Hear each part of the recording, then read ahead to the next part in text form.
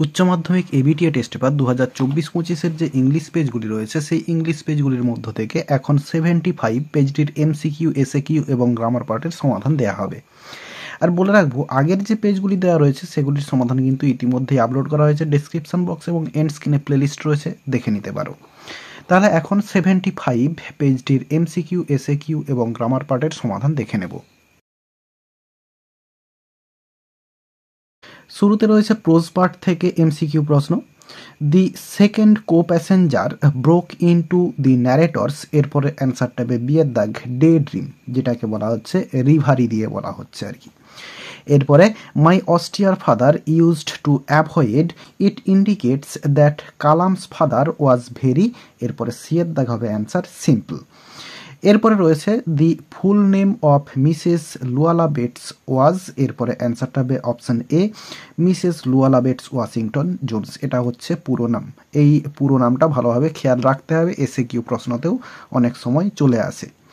এরপরে রয়েছে the hermit দি যার wished to visit received only, এরপরে অ্যান্সারটা হচ্ছে কমন ফোক। যে হারমিটটা যার সঙ্গে যার দেখা করবে সে হচ্ছে শুধুমাত্র সাধারণ মানুষের সঙ্গেই দেখা করে। এরপরে রয়েছে পোয়েট্রি পার্ট থেকে এমসিকিউ প্রশ্ন।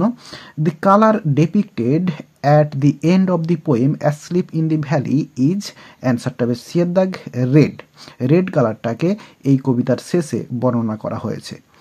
But the eternal summer, here phrase eternal summer refers to, এরপরে সিয়ের দাগ হবে answer the eternal beauty of the poet's friend.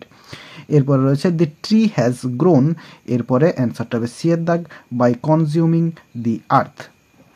এরপরে রয়েছে the phrase the poetry of earth means, এরপরে অ্যান্সারটা হবে ডি এর দাগ দি মিউজিক অফ নেচার। এরপরে রয়েছে Natalya complains that Lomov behaves as if they were, অ্যান্সারটা হবে সিয়ের দাগ জিপসিস, একটা যাযাবর প্রজাতির নাম। এরপর রয়েছে নাতাল্লা মেট লোমোভ ইন হার, অ্যান্সারটা সিয়ের দাগ নেগলেগি। এরপরে রয়েছে Lomov inherited his property from his, অ্যান্সারটা হবে ডি এর দাগ late aunt and her husband, মৃত আন্ট এবং তার হাজব্যান্ডের কাছ থেকে সে সম্পত্তিগুলো পেয়েছিল। Who according to Chubukov is a guzzling gambler, মাতাল জুয়ারিকে, মাতাল জুয়ারি হচ্ছে লোমোভের বাবা, এটা হচ্ছে চুবকোভের মতে লোমোভের বাবা হচ্ছে গাজলিং গ্যাম্বলার। এরপর দুইয়ের দাগে প্রোজ পার্ট এবং পোয়েট্রি পার্ট থেকে এসএকিউ প্রশ্নগুলি রয়েছে, এগুলো খাতায় লিখে দেখিয়ে দিচ্ছি। প্রথমে রয়েছে প্রোজ পার্ট থেকে এসএকিউ প্রশ্ন। শুরুতে রয়েছে what type of life was assured to Abdul Kalam in his childhood, ছেলেবেলাতে কীরকম জীবন তাকে দেয়া হয়েছিল কালামকে। অ্যান্সারটা Abdul Kalam was assured a very secure childhood both materially and emotionally. তো ম্যাটেরিয়ালি এবং ইমোশনালি এই দিকগুলো থেকে কালামের একটি সুরক্ষিত ছেলেবেলা তাকে হচ্ছে প্রোভাইড করা হয়েছিল বা দেয়া হয়েছিল। এরপরে according to APJ Abdul Kalam how can an individual feel free and happy with complete peace of mind. তো অ্যান্সারটা according to APJ Abdul Kalam an individual can feel free and happy with complete peace of mind if he severs his emotional and physical bond. যদি একজন হচ্ছে তার emotional এবং physical bond বা বন্ধন এগুলো ত্যাগ করতে পারে, তবেই একমাত্র ওই ব্যক্তি সে হচ্ছে মুক্ত এবং খুশিতে জীবনযাপন করতে পারবে, যেখানে তার মনে শান্তি বিরাজ করবে। এটা হচ্ছে এপিজে আব্দুল কালামের মতে। এরপরে রয়েছে at what compliment from the narrator did the girl laugh. তো ন্যারেটরের কোন কমপ্লিমেন্টের জন্য ওই মেয়েটি হেসেছিল। অ্যান্সারটা the girl laughed when the narrator told her that she had an interesting face. তো মেয়েটি হেসেছিল যখন ন্যারেটর তাকে বলেছিল তার একটি খুব সুন্দর মুখমণ্ডল রয়েছে। তো এই কমপ্লিমেন্টটা করার পরে মেয়েটি হেসেছিল। এরপরে রয়েছে why might have the voice of the narrator startled his first co passenger. তো তো প্রথম যে সহযাত্রী সে কিসের জন্য হচ্ছে স্টার্টেল বা চমকে গিয়েছিল বলে তার মনে হয়েছিল? অ্যান্সারটা perhaps the narrator was sitting in a dark corner so his voice startle his first co passenger. সম্ভবত ন্যারেটর বসেছিলেন একটি অন্ধকার কোণে এবং যার জন্যই তার প্রথম যে সহযাত্রী যে মেয়েটি সে হচ্ছে তার ভয়েসে তার গলার শব্দে চমকে গিয়েছিল। এরপরে রয়েছে what was the second question that the tsar thought of. তো যার যে দ্বিতীয় কোশ্চেনটা ভেবেছিল বা জারের যে দ্বিতীয় কোশ্চেনটা সেটা কী ছিল? এই কোশ্চেনটা আগেও পাওয়া গিয়েছে। The second question of the tsar was who were the right persons to listen to. তো কারা সঠিক ব্যক্তি, কাদের কথা সে শুনবে, এটাই হচ্ছে তার দ্বিতীয় প্রশ্ন ছিল। এরপরে রয়েছে what did the tsar see when he reached the hermit's hut. যখন যার হারমিটের কুঁড়ে ঘরের কাছে এসেছিল তখন সে কি দেখেছিল? অ্যান্সারটা the hermit was digging the ground in front of his heart when the tsar reached to him. যখন যার তার কাছে পৌঁছেছিল বা হিজ হার্ট করলেও ভালো হয়, তো যখন যার ওই হারমিটের কুঁড়ে ঘরের কাছে পৌঁছেছিল তখন সে দেখেছিল যে হারমিট তার কুঁড়ে ঘরের সামনে জমি খুঁড়ছিল। এরপরে রয়েছে what did Mrs Luella Bates asked Roger to do after she caught him. তো মিসেস লুয়ালাবেটস রজারকে ধরার পরে বা ধরে ফেলার পরে সে তাকে কি বলেছিল? অ্যান্সারটা Mrs Luella Bates asked Roger to pick up her pocket book and give it to her after she caught him. তো রজারকে ধরার পরে মিসেস লুয়ালাবেটস রজারকে বলেছিল বা এখানে অর্ডার করলেও অর্ডার করা যেতে পারে, তো সে আদেশ করেছিল তার যে পকেট বুক বা পার্সটা সেটাকে তুলতে এবং তাকে দিতে। এরপরে রয়েছে what were the parting words of Mrs Luella Bates to Roger. রজারকে বা রজারের সঙ্গে মিসেস লুয়ালাবেটসের যে পার্টিং ওয়ার্ড অর্থাৎ শেষ যে কথাটা সেটা কি হয়েছিল বা ছেড়ে যাওয়ার সময় বা দুজনে যখন আলাদা হয়েছিল বিদায় জানিয়েছিল তখন যে কথাটা সেটা হচ্ছে থ্যাংক ইউ, এই কথাটা বলেছিল। তো Roger told thank you to Mrs Luella Bates as parting words. এরপরে পোয়েট্রি পার্ট থেকে এসে কিউ প্রশ্ন রয়েছে। প্রথমে রয়েছে what is the step that causes a lot of pain to the tree. বলছে পদক্ষেপটা কি যেটাতে গাছ যথেষ্ট পরিমাণে খুব বা প্রচুর পরিমাণে যন্ত্রণা পায় বা যন্ত্রণার কারণ হয় গাছের। অ্যান্সারটা the step of hacking and chopping causes a lot of pain to the tree. তো গাছের যে প্রচুর পরিমাণে যন্ত্রণা সেটা হচ্ছে হ্যাকিং অ্যান্ড চপিং অর্থাৎ আঘাত করা বা কোনো কিছুতে করে কেটে ফেলা। তো সেটাই হচ্ছে গাছের প্রচণ্ড পরিমাণে যন্ত্রণা হয় তাতে। এরপরে রয়েছে what are the final agents of nature that seated the killing of a tree. বলছে যে ফাইনাল এজেন্টস বা ফাইনাল যে জিনিসগুলো সেগুলো কোন কোন জিনিসগুলো প্রকৃতির যেগুলো হচ্ছে গাছের মৃত্যুটাকে ত্বরান্বিত করে বা মৃত্যুকে নিয়ে আসে। অ্যান্সারটা হচ্ছে দি সান অ্যান্ড এয়ার। এরপরে যা আছে আর থেকে পুরো ট্রিজ পর্যন্ত লেখা হবে এবং ফুল স্টপ হয়ে যাবে। তো দুটো জিনিস হচ্ছে সান এবং বাতাস। এরপরে রয়েছে where does the soldier sleep in the poem asleep in the valley. তো এই অ্যাসলিপ ইন দি ভ্যালি কবিতাটিতে সৈন্যটা কোথায় ঘুমায়? অ্যান্সারটা হচ্ছে the soldier sleeps in the valley in the poem asleep in the valley. তাহলে এই যে সৈন্য সে হচ্ছে ঘুমায় উপত্যকাতে এই কবিতাতে। এরপরে রয়েছে what does the soldiers posture of sleep suggest. তো সৈন্যর যে ঘুমানোর যে অঙ্গভঙ্গিটা সেটাতে কোন জিনিসটাকে বোঝানো হয়েছে বা সেটার দ্বারা কি বোঝানো হয়েছে? তো অ্যান্সারটা the soldiers posture of sleep suggests that he is lying dead. যে সে মৃত অবস্থায় শুয়ে রয়েছে সেটাকেই সাজেস্ট করেছে বা নির্দেশ করেছে। এরপরে রয়েছে what is the eye of heaven. Eye of হেভেনটা কি না the sun is referred as eye of heaven in sonnet number 18 বা সনেট 18।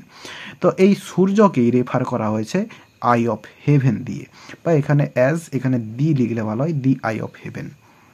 এরপরে রয়েছে so long lives this this gives life to the. তো বলছে what does the poet refer through the words this and the.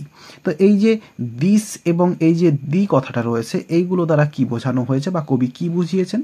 তো in sonnet 18 this refers to the sonnet 18 itself and the refers to the poet's friend to whom sonnet 18 is addressed.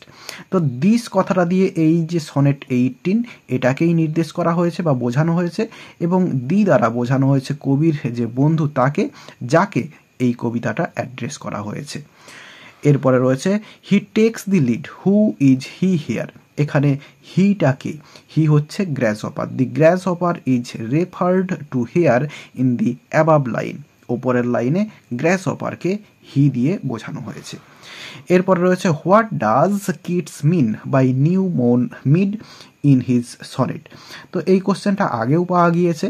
তো সদ্য ঘাস কাটা যে জমি সেটাকে বোঝানো হয়েছে। তো অ্যান্সারটা in the poem the poetry of earth by the new mown made its wants to mean the grass of land that has been recently কাট।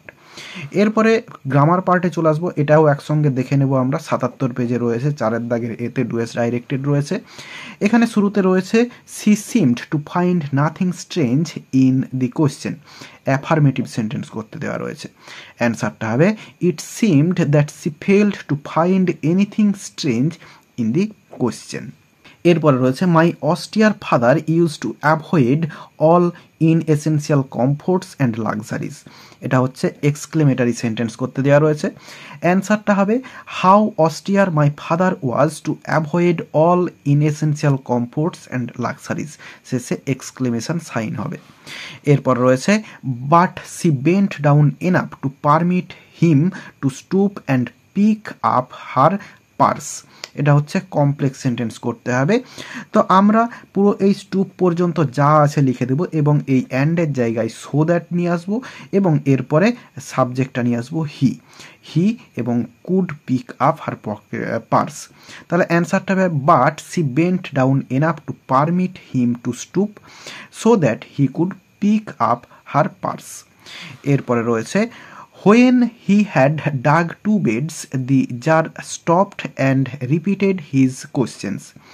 তো এখানে শুরু করব আমরা, এই যে ডাগ রয়েছে এটাকে আমরা ডিগিং করব অর্থাৎ জিরান করব, তার আগে প্রিপোজিশন আনবো আফটার।